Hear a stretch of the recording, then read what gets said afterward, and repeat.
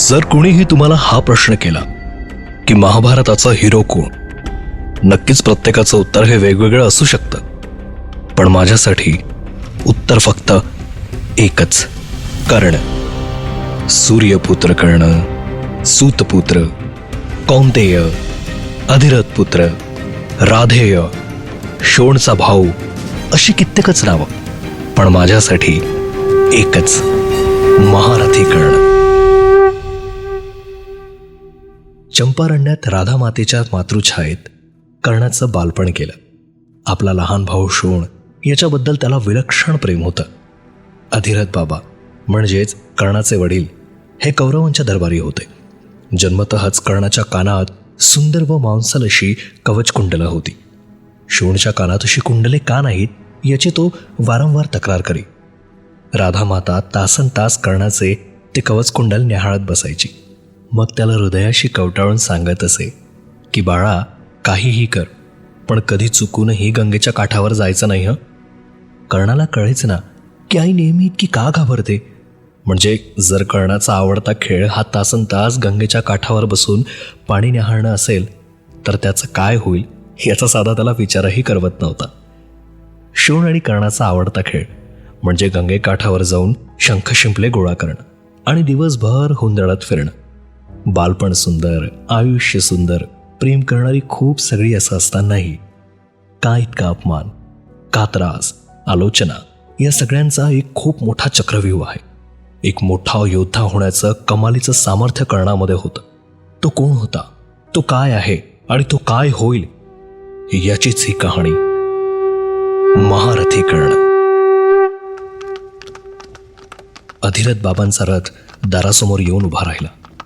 शोण आणि कर्ण धावतच दारात आले. घोड्याचे आवरते वेग हातात घेऊन शोण ओरडला, ए दादा, पटकन ये.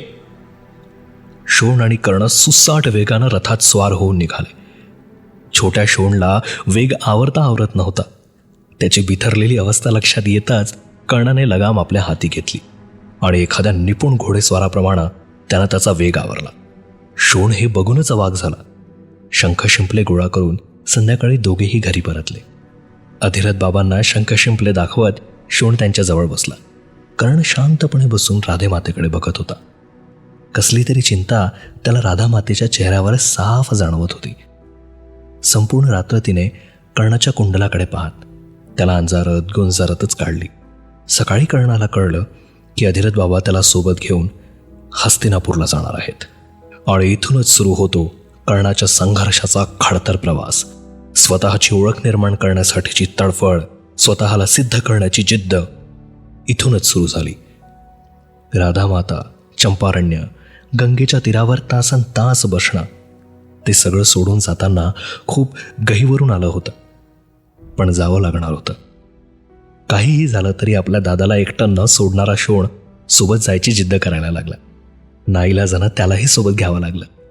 लांबच लांब मैलाचा प्रवास पूर्ण करत शेवटी अधिरथ बाबांचा रथ कर्ण आणि शोणला घेऊन हस्तिनापुरात दाखल झाला. प्रवेशद्वाराला उभे ठाकलेले 2 वास्तुनुमा हत्ती बघून हस्तिनापूरच्या भव्य दिव्यतेची कल्पना करणं सहज शक्य होतं. द्वारपालाने प्रवेशद्वार उघडलं. रथाला आत प्रवेश दिला. शस्त्र, शास्त्र, वेद, संपत्ती, ऐश्वर या सगळ्यांचं जणू खजिनाच होतं हस्तिनापूर. शोण आणि कर्ण रथातून खाली उतरले. द्वारपालाने बाबांना वाकून नमस्कार केला. तोच एक जोरदार घोषणा झाली, हस्तिनापुराधिपती युवराज दुर्योधन. सगळे लगेच बाजूला झाले. ती कर्ण आणि दुर्योधनाची पहिली भेट होती. पहिल्या भेटीतच दुर्योधनाने कर्णाच्या कवच कुंडलांची तारीफ केली. पुढे राजवाडा पाहत पाहत कर्ण बाबांबरोबर पुढे जाऊ लागला. इतक्यात एक पांढरी शुभ्र दाढी असलेले आणि चेहऱ्यावर कमालीचं तेजोवलय असणारे एक धाडधिप्पाड व्यक्तिमत्व पुढे उभं होतं. अधिरथ बाबांनी वाकून त्यांना नमस्कार केला. आणि ते आणखी कोणीही नसून साक्षात गंगापुत्र भीष्म होते. महारथी कर्ण.